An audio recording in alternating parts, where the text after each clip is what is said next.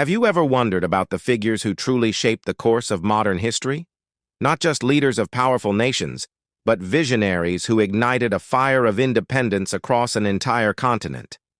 Today, we're diving deep into the life of one such giant, Dr. Kwame Nkrumah, the man who led Ghana to independence and became a symbol of freedom for all of Africa. So, who was Kwame Nkrumah? Born in 1909 in Nkroful, a small village in what was then the British colony of the Gold Coast, his early life was humble. But from a young age, his brilliance was undeniable. He excelled as a student and then as a teacher, but a powerful thirst for knowledge and a growing sense of injustice pushed him to look beyond the shores of his homeland.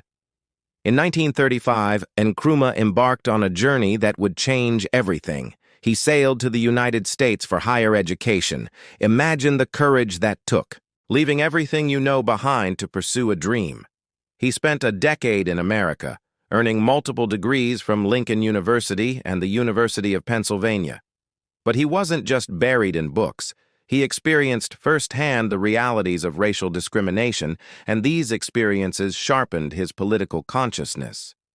He worked odd jobs to survive, from fishmonger to shipyard worker, all while immersing himself in the writings of political philosophers and black intellectuals like Marcus Garvey.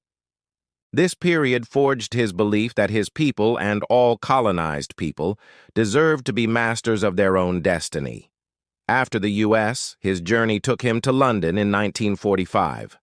This was a pivotal moment. The world was reeling from World War II, and the old colonial empires were beginning to crack. In London, Nkrumah became a central figure in the Pan-African movement, organizing and networking with other future leaders from across Africa and the Caribbean. He helped organize the famous Fifth Pan-African Congress in Manchester, a landmark event that demanded an end to colonial rule. It was here that his philosophy truly crystallized. Independence for the Gold Coast was not just a goal in itself, but the first step towards a united, free Africa. In 1947, the call came. The United Gold Coast Convention, UGCC, a political party of moderate nationalists back home, invited him to return and serve as their general secretary. They wanted to tap into his energy and organizational skills. Nkrumah accepted, and his return was like a lightning bolt. The political atmosphere in the Gold Coast was simmering, and Nkrumah was the spark that set it ablaze. But he soon realized his vision was far more radical than that of the UGCC leadership. They wanted a gradual transition to independence, a negotiation with the British. Nkrumah, however, championed self-government now. He connected with the everyday people, the farmers, the market women, the young students, in a way the established elite never had. His charisma was magnetic, his message simple and powerful: freedom. This difference in ideology led to a split. In 1949, Nkrumah broke away and formed his own party, the Convention People's Party, or CPP. Its motto, Self-Government Now, resonated across the colony. The CPP wasn't just a political party, it was a mass movement. Nkrumah organized strikes, boycotts, and rallies, a campaign of positive action designed to pressure the British through nonviolent civil disobedience. The colonial authorities saw him as a dangerous agitator. In 1950, they arrested and imprisoned him. But you can't imprison an idea whose time has come. While Nkrumah sat in a jail cell, the CPP contested the colony's first general election in 1951. In a stunning turn of events, the party won a landslide victory. Nkrumah himself won his seat from his prison cell. The British governor, Sir Charles Arden Clarke, had a choice: continue to fight the tide of history or work with the man who had captured the hearts of the people. He made the wise choice. Nkrumah was released from prison and walked straight from his cell to the governor's office, where he was asked to form a government. He was named leader of government business and later prime minister. It was an unprecedented moment. For the next 6 years, Nkrumah and his government worked with the British to pave the way for full independence. He had to prove that an African government could rule itself effectively, building schools, hospitals, and infrastructure. And then, the historic day arrived. On March 6, 1957, the Gold Coast became the first sub-Saharan African nation to gain its independence. The country was renamed Ghana, after the great ancient West African Empire. On the eve of independence, standing before a massive cheering crowd in Accra, Nkrumah delivered his most famous speech. With tears in his eyes, he declared, "At long last the battle is ended, and thus Ghana, your beloved country, is free forever." But he didn't stop there.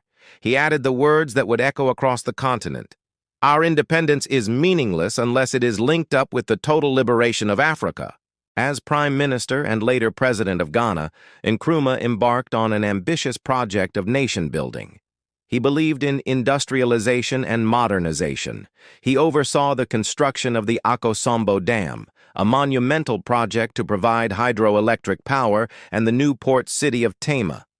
He promoted education, making it accessible to more people than ever before. He was a champion of African culture and identity, encouraging pride in African heritage. On the world stage, Nkrumah was a towering figure.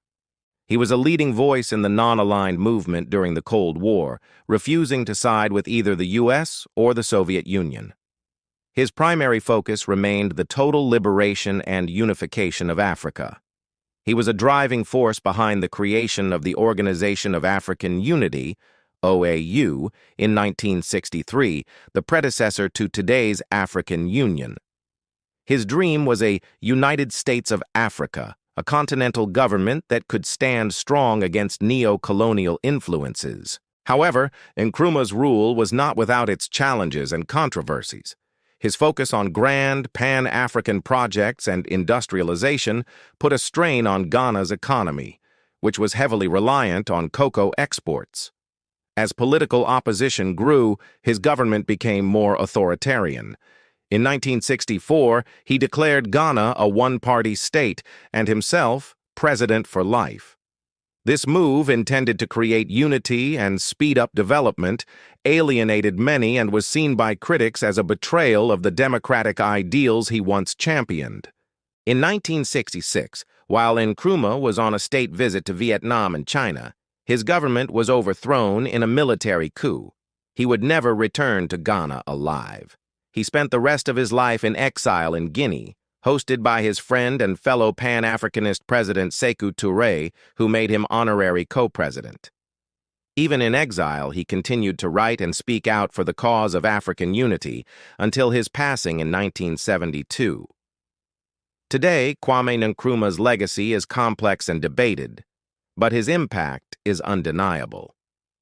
He is remembered as the Osagyefo, meaning the Redeemer, a hero who led his nation to freedom and inspired a continent-wide movement. He showed the world that Africans were capable of governing themselves.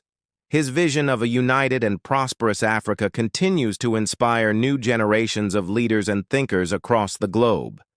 His story is a powerful reminder of the fight for freedom, the challenges of nation-building, and the enduring power of a dream. What do you think is Nkrumah's most important legacy, the independence of Ghana or his vision for a united Africa? Let me know your thoughts in the comments below.